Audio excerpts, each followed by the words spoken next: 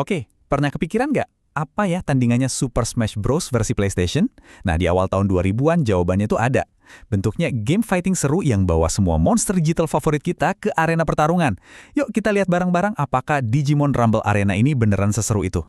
Tuh kan, dari awal rilis aja perbandingannya tuh udah nggak bisa dihindarin lagi. Kayaknya hampir semua kritikus langsung nunjuk ke game fightingnya Nintendo yang super ikonik itu. Nah, pertanyaan besarnya sekarang, apakah game ini cuma sekedar ngekor doang?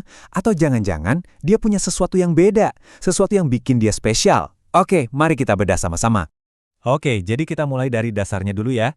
Digimon Rumble Arena ini game fighting bikinan Bandai yang rilis tahun 2001 buat PlayStation. Isinya, ya karakter-karakter dari 3 season pertama anime Digimon. Buat para fans beratnya, ini sih jelas impian yang jadi kenyataan banget. Tapi, ada satu masalah. Game ini kan rilis di luar Jepang tahun 2002, nah itu tuh pas banget di akhir-akhir masanya PlayStation pertama. Semua orang udah pada heboh sama PlayStation 2. Jadinya apa? Ya, game ini jadi kurang dapat sorotan media. Makanya buat banyak orang, Digimon Rumble Arena ini kayak semacam hidden gem lah. Nah, jadi kembali lagi ke pertanyaan awal kita. Game ini tuh cuma tiruan aja, atau sebenarnya dia punya sesuatu yang baru buat ditawarin? Apa Digimon Rumble Arena cuma numpang tenar sama formula yang udah sukses, atau dia punya mekanik unik yang bikin kita inget terus sama game ini? Yuk, langsung kita bongkar gameplaynya. Oke, sekarang kita masuk ke intinya. Gameplaynya. Semuanya itu soal dua hal. Bertarung, dan yang paling penting, Digivolve alias berevolusi. Oke, balik lagi ke pertanyaan tadi. Ini game cuma niru doang ya? Bisa dibilang iya dan enggak. Di satu sisi emang banyak yang mirip. Pertarungannya gaya platform, serangannya juga simple. Tapi, di sisi lain game ini punya kartu asnya sendiri. Apa itu? Ya jelas, mekanik Digivolution-nya. Ini yang jadi pembeda utamanya. Cara kerjanya gini nih, ini yang bikin seru. Jadi, pertarungan itu nggak cuma sekedar pukul-pukulan aja. Kamu harus pinter-pinter ngisi sebuah gauge atau bar energi, entah itu dengan nyerang atau bertahan. Kalau udah penuh, baru deh, bam, kamu bisa digivolve, berubah jadi versi yang jauh lebih kuat. Nah, dari situ kamu bisa ngeluarin jurus pamungkas yang super keren, yang bakal ngabisin gauge-nya dan bikin kamu balik ke wujud semula. Ini nambahin elemen strategi yang dalam banget. Soal konten, game ini juga lumayan royal.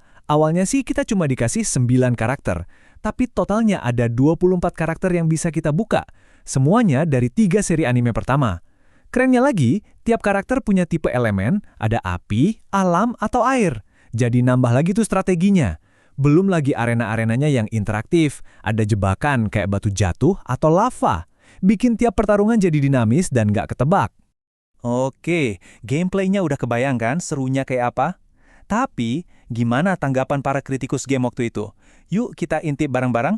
Kalau kita lihat skor rata-ratanya di Metacritic, angkanya itu 64 dari 100. Artinya, ya ulasannya campuran atau rata-rata. Game ini nggak bisa dibilang gagal total, tapi juga bukan mahakarya yang dipuji semua orang. Bener-bener di tengah-tengah. Nah, skor yang beda-beda ini nunjukin banget kalau pendapat para kritikus tuh terpecah. Ada yang ngasih skor lumayan bagus, tapi ada juga yang ngasih skor rendah. Ini gambaran klasik dari game yang, ya, memecah belah. Sebagian orang suka banget sama pesonanya, tapi sebagian lagi lebih fokus sama kekurangannya.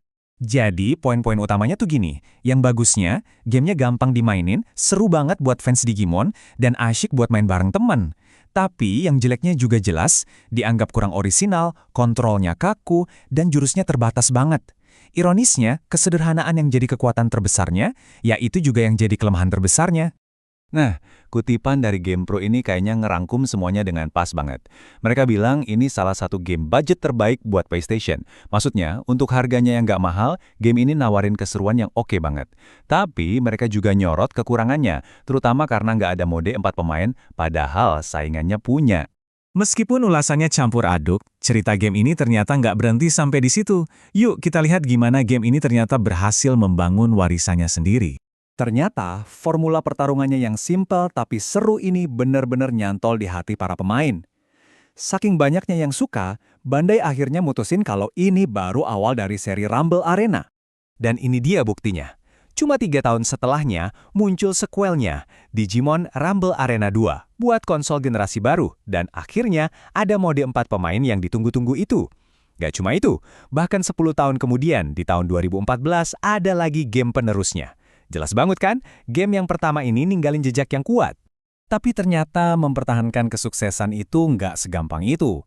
Sequelnya di tahun 2004 dapat respon yang campur aduk lagi, mirip banget sama yang pertama.